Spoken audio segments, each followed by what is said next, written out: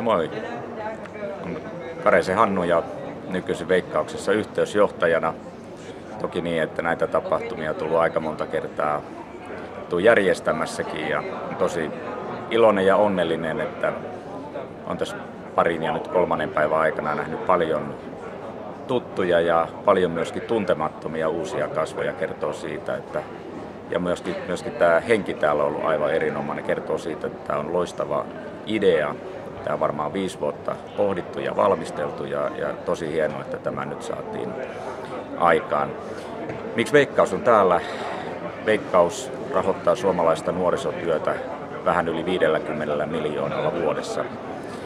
Sillä tehdään paljon valtakunnallisesti, sillä tehdään paljon alueellisesti, mutta sillä tehdään myös hyvin paljon paikallisessa nuorisotyössä. Monet nuorisotilat on peruskorjattu Veikkauksen tuotosta jaetulla avustuksilla.